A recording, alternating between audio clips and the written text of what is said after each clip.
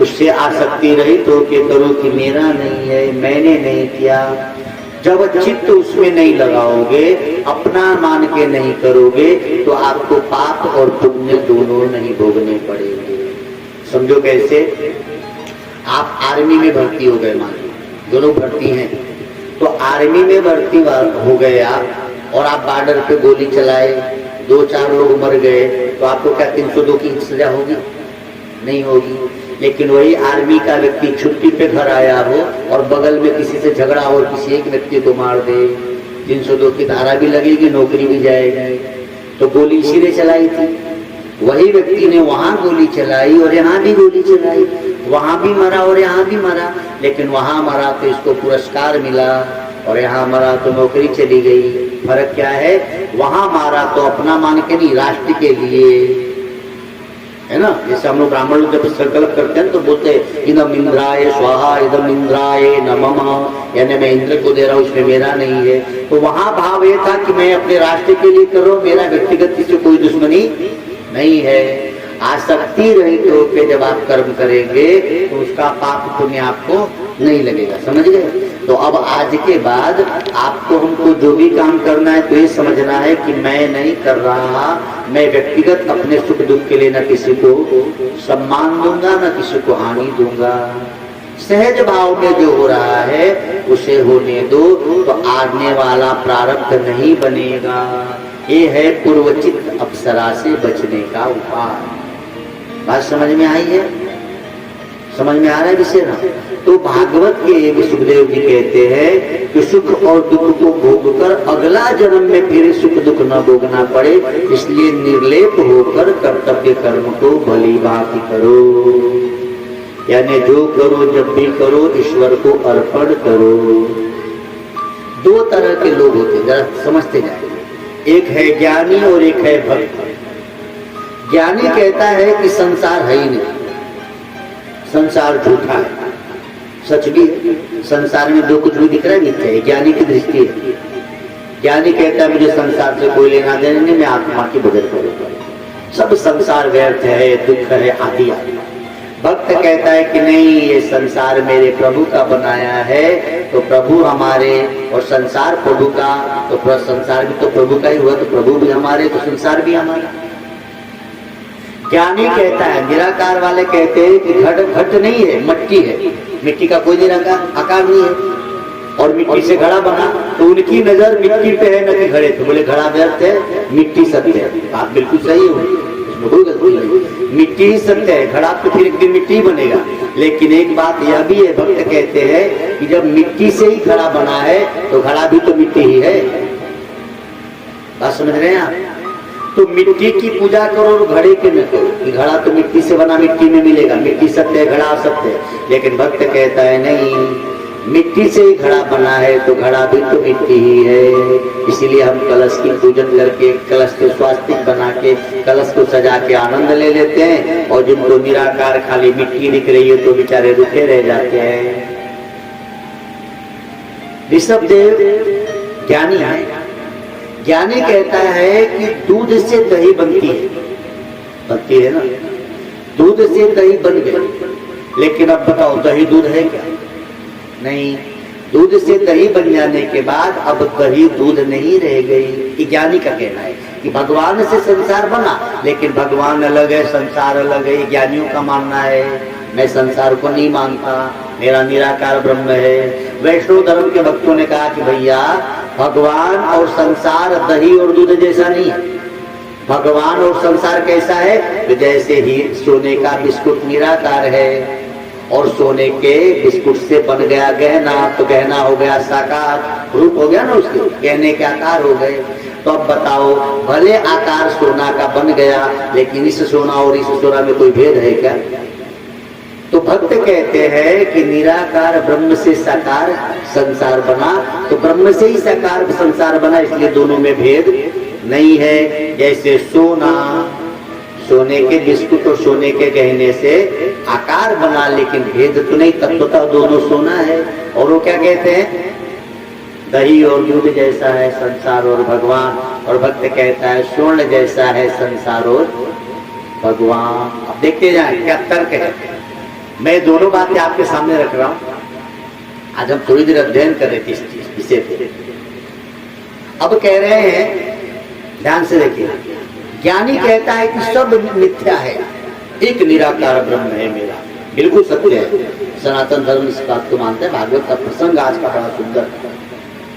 ज्ञानी किसी स्त्री को देखेगा तो कहेगा कि ये हाड़ मांस की पुतला है, इसके शरीर में मल मूत्र भरा हुआ है, ये निंदनीय है, त्यागनीय है, ये ज्ञानी की दृष्टि।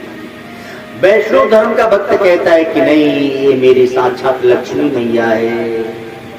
उसने किसी की सुंदरता देखी तो सोचा कि मेरा मन इस पर आसक्त न हो जाए, तो कह रहा है कि ये हाड़ मांस का पुतला है, इसमें रक्त भरा हुआ है, पीत भरा हुआ है, लीद भरा हुआ, ये हमारे आपके शरीर में है।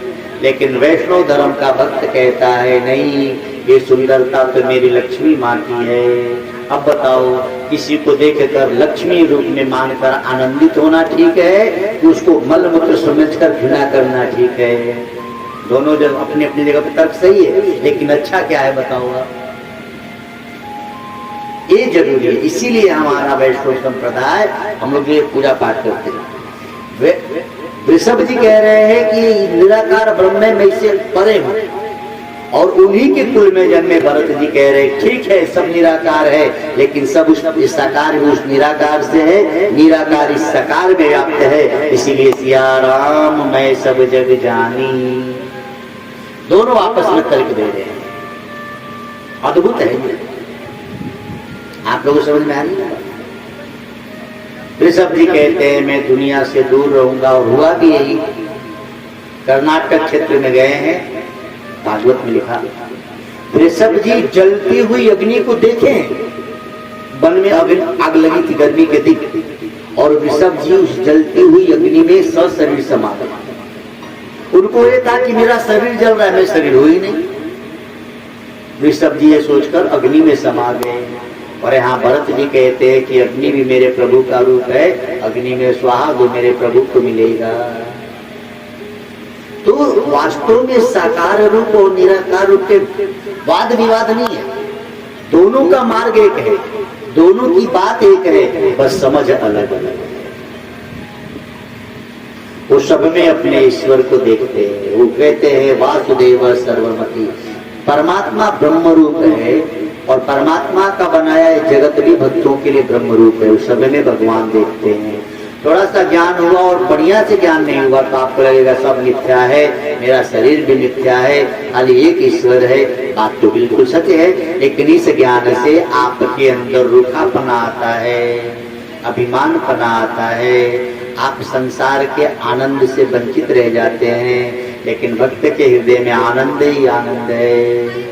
भक्त कुत्ते के छोटे बच्चे में भी प्यार कर लेता है। अरे मेरे ठाकुर जी, नामदेव जी महाराज महाराष्ट्र के संत हुए, और संतों की मंडली जा रही थी प्रयागराज कुंभ के मेले में।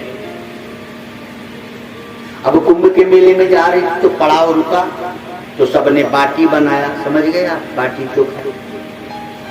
नामदेव जी ने सोचा कि मैं हाथ पैर धो के आऊं तो बाटी में घी लगा के ठाकुर जी को भोग लगाऊं, फिर प्रसाद पाऊंगा। इतने में एक कुत्ता का छोटा सा बच्चा आया और एक बाटी लेके भागा।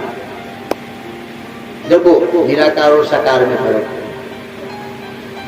अब निराकार तो ये कहेगा कि लेके गया तो गया, बाकी तो मेरी बाटी है, जिस बाटी को छुआ वही लेकर गया है, तो बाकी तो सब पवित्र है, कोई दिक्कत नहीं, अग्नि में सब पवित्र माना जाता है।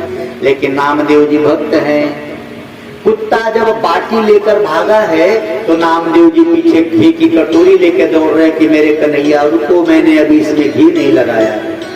अब नामदेव जी को कुत्ते के बच्चे में भी परमात्मा नजर आ रहे हैं कि मैं घी लगाऊं तब प्रसाद पाओ ठाकुर जी, मैंने घी नहीं लगाया। सारे संत हंस रहे थे, बड़ा पागल है, कुत्ते के बच्चे के पीछे दौड़ रहा है घी की कटोरी लेकर। लेकिन अद्भुत घटना घटी। अब बड़ा बच्चा होता तो भागता, कुत्ते का बच्चा भागे कितनी दूर, थोड़ी दूर भागा तो चुप से बैठ गया। नामदेव जी ने कहा हे गोविंद दे दो, मैं घी लगा के दूं तब खाना। अब बच्चे के मुंह से जैसे ही निकाला उस बच्ची को, उसमें घी लगाया, और जब कुत्ते ने मुख खोला खाने के लिए तो उसमें श्री कृष्ण नजर आए। एक कलयुग की घटित घटना है। तो आपका भाव दृढ़ है तो कुत्ते के मुख में भी वही ब्रह्म बैठा है, ब्रह्म का दर्शन हो गया। और भाव दृढ़ नहीं है तो फिर देखते रहो बिना रूप रंग का, रुखे हो जाएगा व्यक्ति। तो दोनों को वंदन है, किसी का खंडन हम नहीं करते, क्योंकि हमारा सनातन धर्म किसी का खंडन नहीं करता। सनातन धर्म किसी की निंदा करके अपने धर्म का प्रचार करने की अनुमति नहीं देता। दुर्भाग्य है हम सनातन धर्म में जन्मे, किसी ने हमारा माइंड वॉश किया, अब हम कहते कि मेरा ही संस्था बढ़िया है।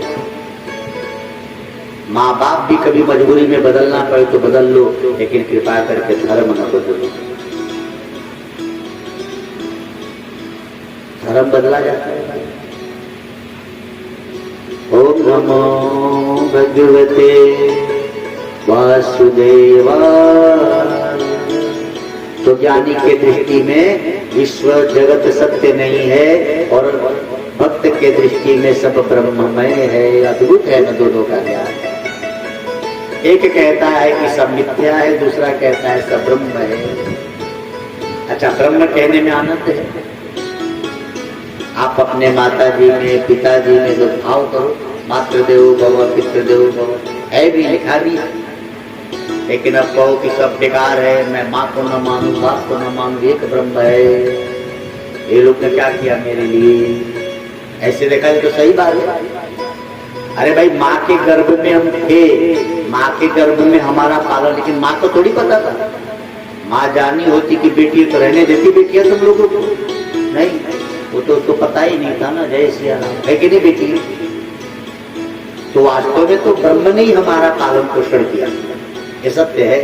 लेकिन फिर भी हमको ये बताया गया ना, भाई आप माँ का आदर करो, पिता का आदर करो, भाव उसमें भगवान का करो।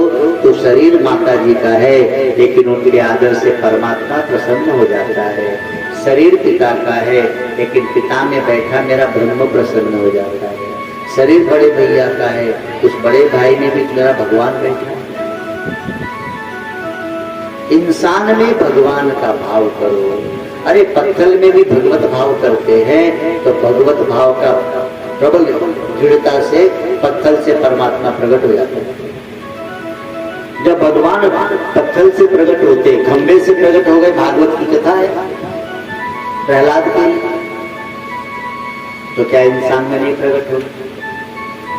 आप जो कुछ भी देख रहे हो सब ब्रह्ममय है, सब भगवान है। ये बात समझ में आ जाए तो आनंद हो। तो आज के बाद जित देखो तित श्याम हो। आप जो कुछ भी देखो पक्का जान लो, हर घट मेरा साइया, खाली घट नहीं को।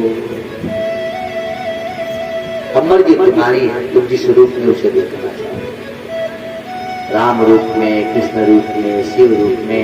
जैसे धूप निकली है, अब तुम्हारी मर्जी है, तुम चश्मा धूपी लगा के छांव रूप में देखना चाहो तो तेरी मर्जी है। लेकिन वास्तव में धूप तो धूप है। परमात्मा उसी तरह का है, प्रकृति उसी तरह की है। आप कौन सी श्रद्धा और भाव के चश्मा लगाए हो, उस तरह से आपको नजर आएगा। आपकी मर्जी है। हमारे बाप दादा जीवन भर शिव जी की पूजा किए, कृष्ण की पूजा किए, अब हम कहें कि ये व्यर्थ है। सोचो उनकी आत्मा को कितना दुख होगा। तुम जिस घर में जन्मे, जिस कुल में जन्मे, उन सबकी बातों को झुठला बोलने ही। अब तो मैं जो कहूँ वही सच है। सत्य असत्य से सब कुछ सर्वत्र परमात्मा, हरि व्यापक सर्वत्र समाना, सर्वत्र एक समान परमात्मा है। अद्भुत ज्ञान।